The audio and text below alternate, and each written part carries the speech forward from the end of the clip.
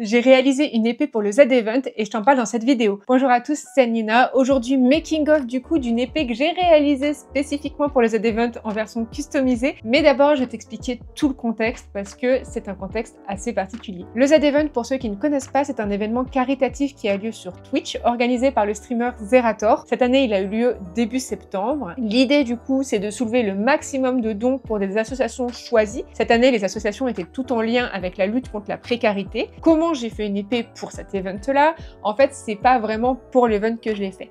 Globalement, pour vous expliquer l'histoire, Ponce, qui est un streamer que je suis depuis maintenant plusieurs mois assez assidûment, organisait ce qu'on appelait une tombola.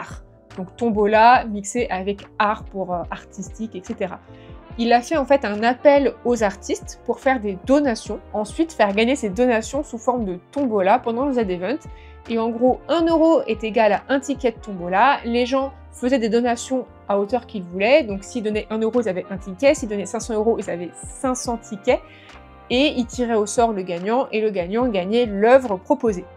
Donc il a fait un appel en fait aux artistes en disant voilà, je vous propose de faire une donation d'une de vos œuvres et moi je l'ai fait gagner en tombola pendant le Z-Event afin d'amasser le plus de gains possible parce que le principe du Z-Event c'est vraiment d'amasser le plus d'argent possible pour ces associations. Avant l'event, il a ouvert un formulaire où on pouvait voilà, se présenter l'œuvre qu'on voulait proposer aux Z-Event et ensuite il faisait une sélection parce que il a une grosse communauté Ponce, en particulier une communauté d'artistes, donc forcément il allait avoir une sélection. Donc ils ont reçu entre, je crois, 70 et 90, je sais plus exactement, propositions d'œuvres, et du coup la mienne avait été retenue. Je lui avais proposé en fait de faire une épée, donc la Master Sword de Zelda, parce que Ponce est fan de Zelda et moi aussi, donc en fait c'est comme ça que j'ai un peu découvert Ponce. Du coup je lui ai proposé une Master Sword, sauf que l'idée c'était de la customiser aux couleurs du Z-Event et aux couleurs de Ponce. La première idée que je leur ai envoyée, je vais vous la mettre à l'écran, c'était en gros la Master Sword, et à la place du joyau central, je mettais le Z de l'ancien logo de Z-Event, donc le Z vert de Zerator, et au milieu, pour faire la barre du Z, je mettais la fleur de Ponce. 5-6 jours, non, 7 jours, on va dire une semaine globalement avant l'event, j'ai reçu en fait un message de Céline. Donc Céline, c'est la personne qui travaille avec Ponce, j'ai envie de dire chargée de prod, mais je suis pas sûre que ce soit vraiment ça son poste, mais vous comprenez, c'est une personne qui gère les partenariats de Ponce, qui gère ses mails et tout. Bref, elle me contacte et elle me dit, bah voilà, on a retenu ton œuvre pour la tombola, c'était encore partante. Et en plus, Céline me dit, bah du coup, je suis désolée, mais comme le Z-Event qui commence vendredi, si pour jeudi tu peux nous donner les photos, ce serait trop stylé.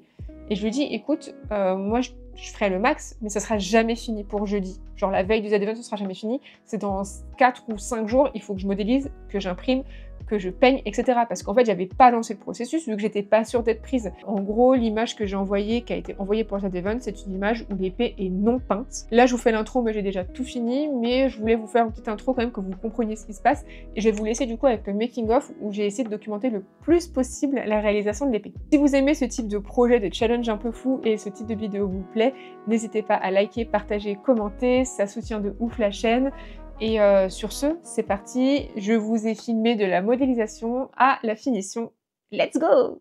La première étape, ça a été la modélisation. Heureusement, j'avais déjà fait une Master Sword il y a plus de 3 ans, parce que étant fan de Zelda, j'avais eu envie de travailler dessus. J'en avais déjà fait une, imprimée, peint, etc. C'est d'ailleurs ce que j'avais envoyé en fait à Ponce et Céline pour leur montrer le résultat que ça pourrait être. Et du coup, là, l'idée, c'était de reprendre ce modèle déjà existant et de le modifier pour le customiser aux couleurs et aux formes du Z-Event. Donc j'ai repris le Z du Z-Event. En fait, j'ai pas pris le nouveau logo, j'ai pris l'ancien parce que le nouveau logo, c'était trop compliqué de refaire penser au Z-Event vu que le logo entier ne rentrait pas.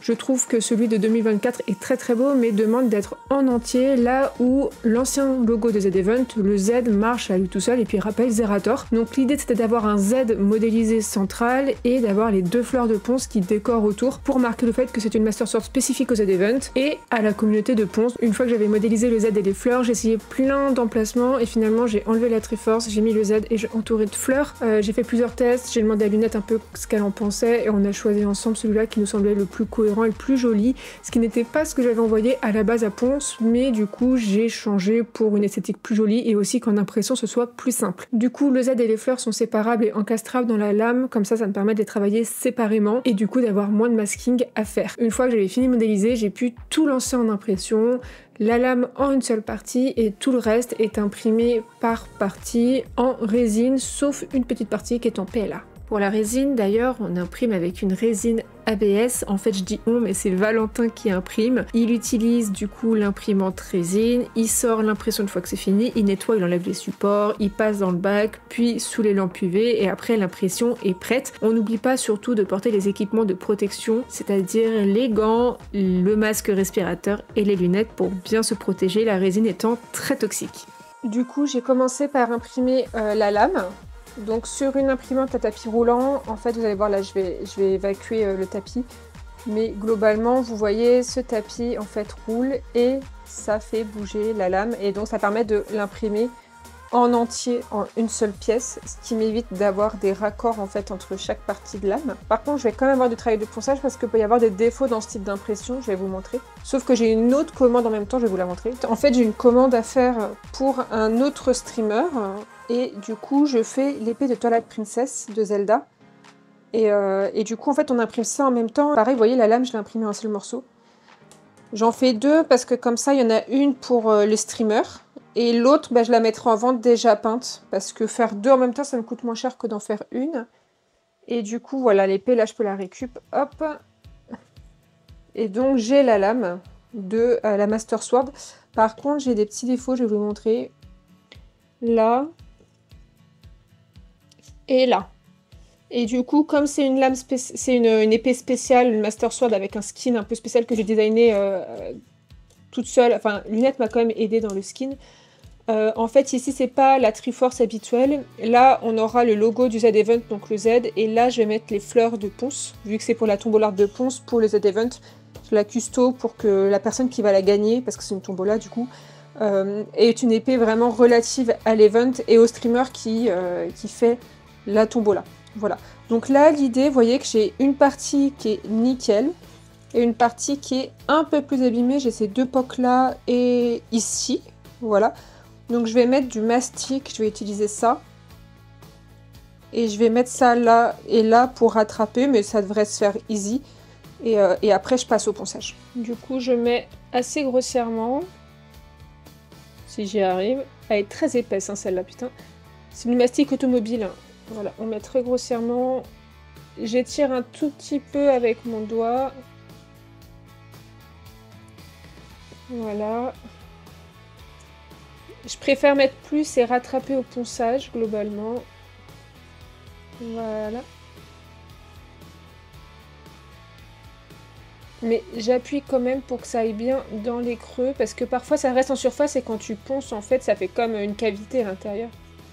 Et puis je reviendrai poncer, il faut que je ponce tout ça aussi. Donc en gros, là, mes prochains jours, ça va être du ponçage et du primer. Et comme le ponçage, ma machine elle peut surchauffer un peu, entre chaque ponçage, et je fais autre chose, de la 3D ou quoi. Voilà.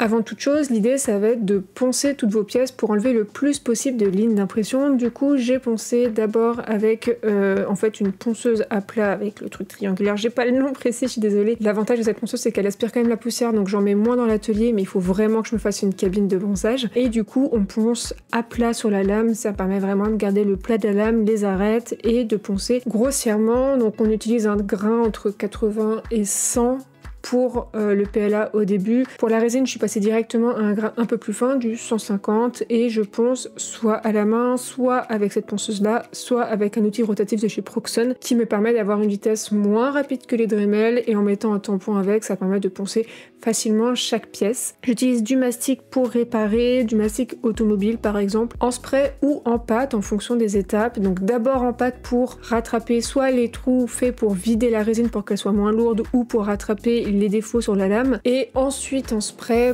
pour combler grossièrement les stries. On reponce, on rebombe, on reponce, etc. Bien sûr, je passe de plus en plus à des grains fins, donc au début, comme j'ai dit, je commence avec 80, 120, puis je vais à 400, 600, 800, 1000, 2000, etc. pour avoir le rendu le plus lisse possible. Une fois que tout est poncé, je fais des sous-couches. J'utilise le primer de Vallejo que je trouve très bien à l'aérographe parce que je trouve qu'il se tend bien, mais il faut au moins 2 à 3 couches de celui-là. Le désavantage que j'ai, c'est que j'ai pas un aérographe qui permet de faire des sous-couches vraiment importantes, donc ça me demande du temps parce qu'en fait un aérographe pour du détail, pour de la miniature, et sur des grandes pièces comme ma lame, bon c'est vrai que c'était un peu long, mais l'avantage c'est que j'ai un compresseur qui envoie bien de l'air, donc ça peut aller assez vite. N'oubliez pas de bien nettoyer votre aérographe entre chaque couche, entre chaque produit, parce que surtout le primer de Vallejo, il a tendance à vraiment encoller la buse et il faut bien rincer après chaque utilisation pour bien enlever toute trace de ce primer pour pas que ça bouffe en fait l'aérographe et que le rende inutilisable. Une fois que j'ai fait mes 2-3 couches de primer, je peux passer tout simplement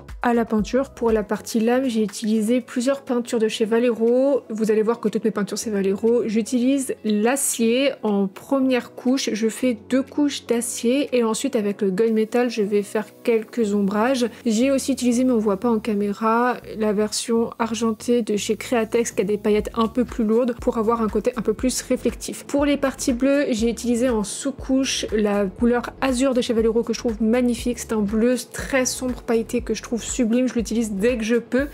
Et pour les highlights, j'ai utilisé tout simplement la couleur qui s'appelle bleu métallique de chez Vallejo, ce qui donne un rendu fini très joli. Il y a des petits dégradés entre le bleu azur qui tire vers le violet et le bleu métallique qui est plutôt bleu roi. Et franchement, j'aime beaucoup trop le résultat de mes parties bleues. Pour les parties dorées, sous-couche rouge pour avoir un doré chaud. Les fleurs aussi, j'ai mis une sous-couche rouge. Et j'ai pas les rushs, mais j'ai peint avec du doré de chez Vallejo et du orange pour les fleurs. Et le vert, il s'agit tout simplement du métallique vert de chez Vallejo. Pour 2 parties, j'ai dû quand même faire du masking. Il s'agit du manche et des fleurs. Donc pour le masking, je prends du scotch spécifique au masking et avec beaucoup de patience, je viens cacher toutes les parties bleues pour laisser ressortir que les parties que je dois peindre en vert. Le masking, c'est une partie qui demande un peu de patience et un peu de rigueur, mais qui se fait tranquillement devant une série, en écoutant un podcast, etc. L'avantage, c'est que c'est pas bruyant, ça demande pas d'avoir le regard trop baissé, et du coup, franchement, c'est une partie qui me déplaît pas. Et je dois dire que la partie où on démasque, où on enlève le scotch, est tellement satisfaisante, vraiment. C'est le moment où tu t'es dit, ah, j'ai passé peut-être 1 heure à masquer, mais qu'est-ce que ça a bien masqué. Il n'y a pas un débordement, pas un rattrapage à faire. Là, vraiment, j'étais très contente de mon masking et du rendu final, je trouvais ça très joli et j'avoue que j'étais très contente de moi à ce moment-là. Du coup, je vous retrouve dans mon atelier. Ma porte n'est toujours pas finie. Pour faire l'outro, je vais vous montrer les résultats de l'épée. Elle est finie. Alors, elle n'est pas vernie. Il faut que je la vernisse. Et ensuite, il faudra que j'aille la donner à la personne qui a gagné. Donc, elle fait 1,20 m. Là, on retrouve du coup le Z et le Z de Zerator, du Z Event et les 2 fleurs pour ponce. Elle est pas vernie là, mais elle a déjà des beaux reflets, comme on peut voir. Oh, regardez avec la lumière, c'est trop beau, je suis trop contente. Non, j'en suis très contente. Cette épée, je vais vous mettre des images d'insertion, mais en fait, elle a permis de rapporter 6 870 €, je crois, à peu près, aux Z Event, ce que je trouve énorme. Tu sais que là, en 8 minutes, pour l'épée, il y a eu 6 200 € de dons. En 8 minutes. Oh, ça fait trop plaisir. Mais genre, merci beaucoup aux artistes. Ah ouais, c'est un truc de fou. C'est incroyable, grâce à vous, c'est bien sûr fou de se dire qu'il y a eu 6 878 € donnés pour essayer de gagner cette épée au Z Event. Elle a été mise en tombola le samedi midi pendant... alors j'ai les rushs parce que j'ai capturé mon écran, j'étais comme une ouf. Pendant 8 minutes, je crois qu'elle a été mise en loterie. Genre, c'est assez court. Et j'ai un petit clip, je vais vous le mettre, où Céline dit un truc qui m'a beaucoup touchée. Je vous jure, j'ai fini en pleurs devant ce stream. Elle disait, tu peux considérer que c'est toi qui as rapporté ces 7 000 €. J'ai pleuré comme une ouf. Le chat, la communauté des fleurs a été adorable. Ils étaient en mode, elle est ouf, cette épée, elle est trop belle et tout. J'ai trop hâte de la montrer finie. En fait, je pense que je vais la poster sur le Discord de Ponce pour leur montrer parce qu'ils ont vu que la version non peinte en fait. Et j'avais peur qu'en fait personne participe. J'avais peur de 2 trucs. J'avais peur que de 1, les gens s'en foutent d'avoir une épée chez eux. Et de 2, j'avais peur qu'ils se projettent pas parce que c'était pas peint et qu'ils se disent non mais ça se trouve ça va être dégueulasse et tout. Franchement, j'en suis assez contente. Je trouve que les finitions sont bien. C'est une donation et le truc est quand même propre. J'ai refait 3 fois la lame. La lame est toute lisse et tout. Enfin, franchement, j'en suis assez contente. Ça veut dire que indirectement, t'as donné Oui. 6847 Parce euros. qu'en fait, bah oui, en fait, tu peux te dire ça. Hein. Tu as donné, vu que c'est ton œuvre, tu as quelque part Sans donné. toi, on les aurait pas levés voilà. aussi vite, aussi facilement, aussi. Non, c'est un truc de fou. Merci à tous ceux qui ont joué et merci aux artistes qui partagent. Ah, c'est incroyable. J'ai trop kiffé faire ce projet. Les projets custo, je pense que c'est un truc que j'aime beaucoup. Je vous laisse me dire en commentaire si vous aimez le rendu, si vous auriez peut-être aimé la gagner. Et je voulais remercier du coup Ponce déjà pour nous avoir permis de faire une donation à notre manière. Parce que, bah, en fait, c'est quand même le seul, en tout cas que j'ai vu, après je suis pas tous les streamers qui étaient là, mais qui a proposé aux artistes de participer d'une certaine manière. Et moi, c'est hyper important, les œuvres caritatives, le bénévolat et tout, c'est des choses auxquelles je porte énormément d'attention et d'importance parce que aider les plus démunis, c'est important. Du coup, vraiment, merci de nous avoir permis à notre manière de participer en fait à cette œuvre caritative. Et je tiens du fond du cœur à remercier Céline, que j'ai trouvée d'une gentillesse, d'un enthousiasme qui fait vraiment chaud au cœur. Vraiment, je me suis sentie rassurée et portée vraiment par elle. Donc voilà, c'est bête, hein, mais merci beaucoup. Et j'espère que ce type de vidéo vous plaît. Je vais faire plus de vidéos, je pense, sur des challenges un peu craft et tout. Je vais vous montrer aussi les épées de Twilight Princess que j'ai faites, dont une pour un streamer. Donc j'ai fait 2 épées de Twilight Princess. Bon, il y en a une qui est déjà vendue, qui est pour un streamer en fait. Et l'autre, je vais la mettre en vente sur le site.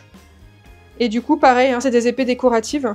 Donc là, je vais vernir tout ça et c'est fini. Bref, j'ai beaucoup parlé en intro et en outro. Je pense qu'elles seront aussi longues cumulées que la vidéo en elle-même. Je suis désolée. Je vous fais d'énormes bisous. C'était Nina. Et on se retrouve bientôt dans une nouvelle vidéo. Bye!